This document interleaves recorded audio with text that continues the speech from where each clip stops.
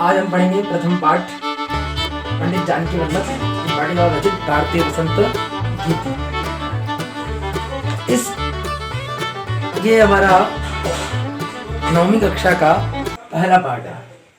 ठीक है, इस पाठ में का नाम है भारतीय वसंत गीति। क्या नाम है? भारतीय वसंत गीति। भारती अर्थात सरस्वती, भारती अर्थात सरस्वती, वसंत अर्थात वसंत ऋतु और गीति अर्थात गीत गायन। पहले इस गीत को हम गाएंगे और इस गीत का अर्थ समझेंगे। ठीक है, मैं गा रहा हूं, आप लोग ध्यान से सुनिएगा। निनादय नवीना मयि वाणी वीणां मृदुंगाय गीतिं ललित नीति लीलां मधुर मंजरी पिंजरी भूतमाला वसंते लसंती सरसा रसाला कलापा ललित को किला का किलानां निनादय नवीना मयि वाणी वीणां। अब सबसे पहले इस श्लोक में देखेंगे, इस गीत में देखेंगे, यहाँ लिखा वाणी। जैसे कि आप सभी जानते हैं, यहाँ पर दिया हुआ है पीछे प्रश्नवाद विस्मयादिबोधक चिन्ह, अर्थात यहाँ कहा गया हे वाणी। वाणी किसका नाम है? सरस्वती देवी का। हे वाणी, हे सरस्वती देवी। वीणाम द्वितीय विभक्ति, वीणा वीणे वीणा वीणाम, वीणा को नवीना मये, नवीन मतलब नई सुंदर, निनादय, निनादय मतलब बजाओ, निनादय मतलब बजाओ। हे सरस्वती देवी, इस वीणा को बजाओ। मृदुम, मृदुम मतलब सुंदर मीठा।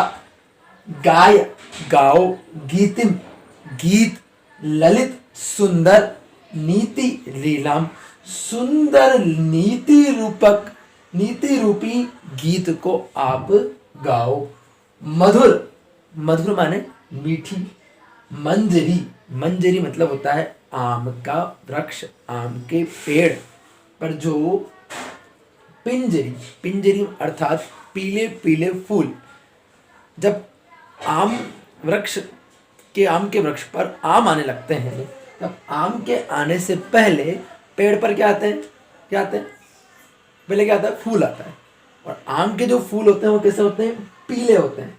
ठीक है, तो उनकी जो माला है, माला अर्थात पंक्ति, एक के बाद एक के बाद एक जो पंक्ति है, जो मीठे मीठे आम के फूल हैं, उनकी जो पंक्ति है वो अत्यंत सुशोभित हो रही है। वसंते, वसंत ऋतु में, वसंत ऋतु के समय लसंती, यहां पर संधि है, लसंती धन ईह।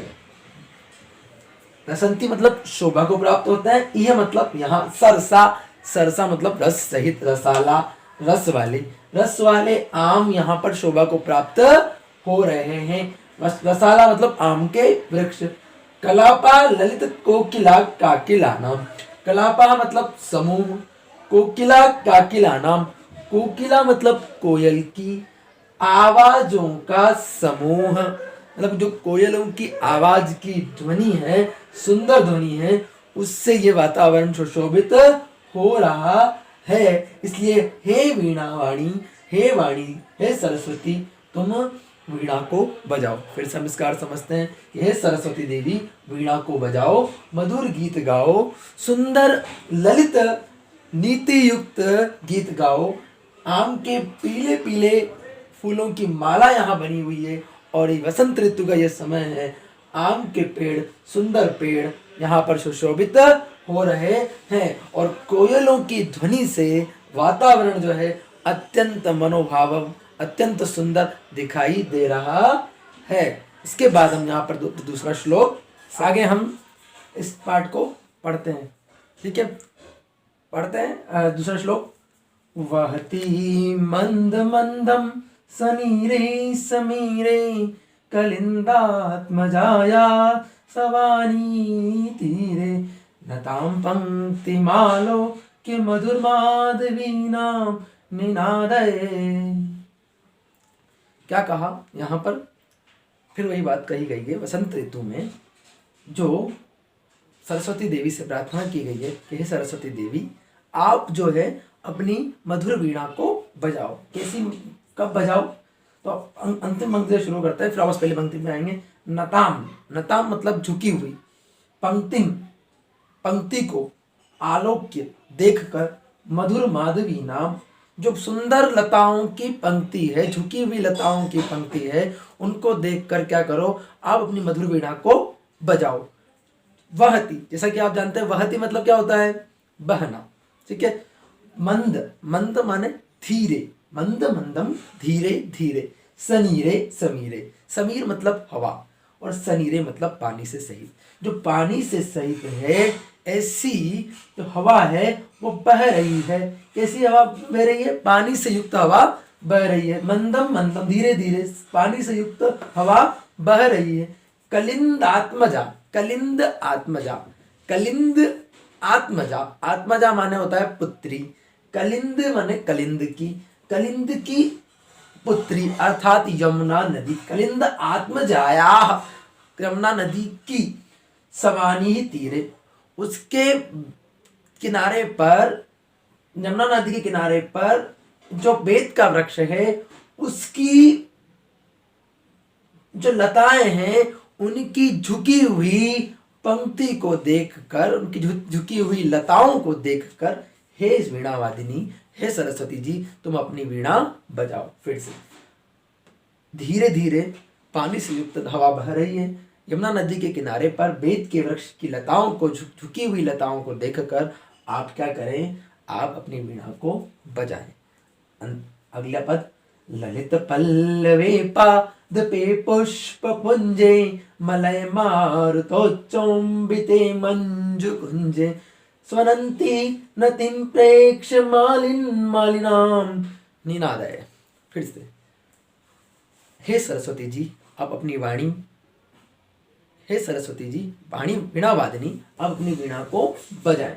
ललित पल्लवे, ललित मतलब होता है सुंदर, पल्लवे, पल्लवे मतलब पल्लवी अर्थात होता है पत्ते, पादपे, पादप पौधा, पुष्प कुंजे फूलों का समूह, सुंदर पत्तों युक्त फूलों का समूह अर्थात एक फूलों का गुच्छा जो सुंदर पत्तों से युक्त है। मलय, मलय माने होता है चंदन, मारुत, मारुत माने होता है हवा, चुंबित मतलब स्पर्श किए हुए, चंदन के वृक्ष को स्पर्श की हुई हवा के द्वारा, मंजु कुंजे जो उन फूलों का गुच्छा है उन पर क्या हो रहा है, चंदन के वृक्ष को स्पर्श की गई हवा का स्पर्श की गई हवा है वो उस फूलों पर लग रही है।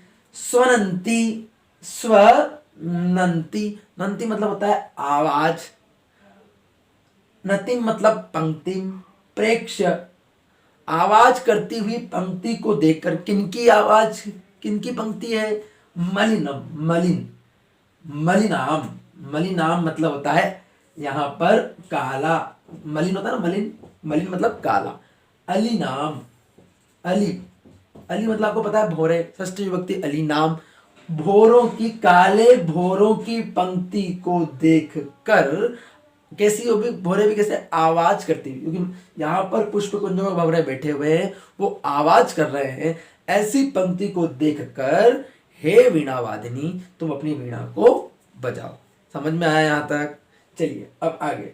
लतानां नितान्तं शुभं शान्तिशीलं चलेत्कान्त सलिलं सलीलं तवाकर्ण्य वीणां मदीनां नदीनां। क्या कहा? हे सरस्वती देवी, आप अपनी वीणा को बजाओ। कब बजाओ? तवाकर्ण्य, तवाकर्ण्य मतलब उसको सुनकर, वीणाम मदीनाम नदीनाम, कि आप उसको सुनकर, किसको सुनकर?